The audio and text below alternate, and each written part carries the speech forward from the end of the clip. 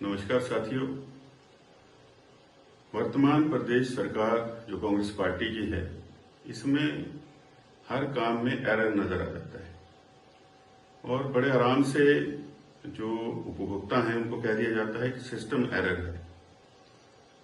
पहले तो जो सस्ता राशन के डिपों में हमारे लोगों को मिलता है, उसमें जो अपनी तरफ से एक सुधार करने का प्रयास किया सरकार ने, उसमें लाखों उपभोक्ता जो हैं उनके राशन कार्ड ब्लॉक हो गए, कहीं ओटीपी नहीं आता और जब वो पहुंचते हैं राशन लेने के लिए दुकानों पर तो वहां पर उनको खाली हाथ लौटना पड़ता है।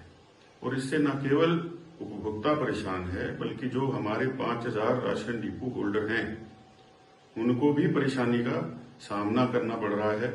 जो उपभोक्ता आता है उसके गुस्से का सामना करना पड़ रहा है और अभी तक कोई समाधान वर्तमान सरकार नहीं निकाल पाई है। सिर्फ ये कहते हैं सिस्टम एरर।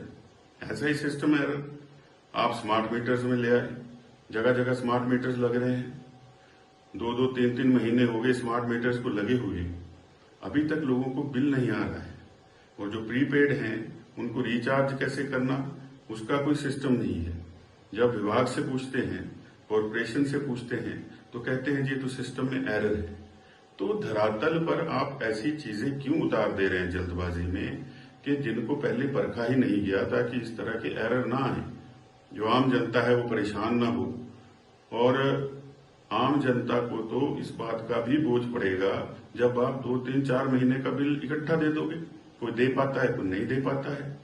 और इसीलिए प्रीपेड का भी सिस्टम लागू किया था कि जो व्यक्ति जितनी बिजली चाहता है उतने पैसे दे दे तो प्रीपेड से उसके घर की बिजली चल सके।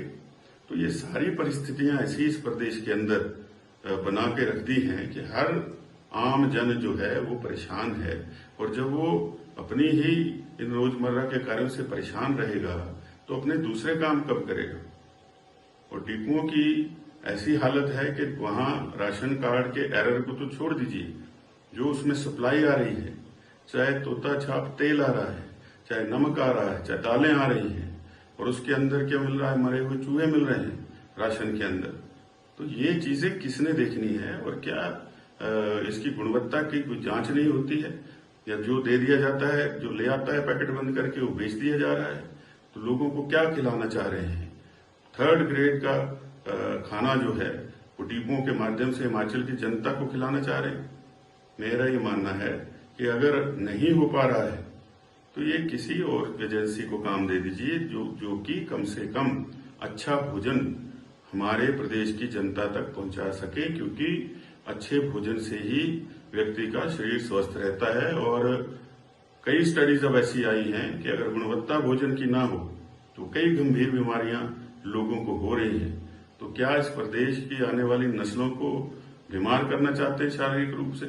सरकार जरा भी गंभीर ना इन मामलों पर न किसी भी और मामले पर गंभीर नजर आती है। ये मेरा वर्तमान कांग्रेस सरकार पर आरोप है।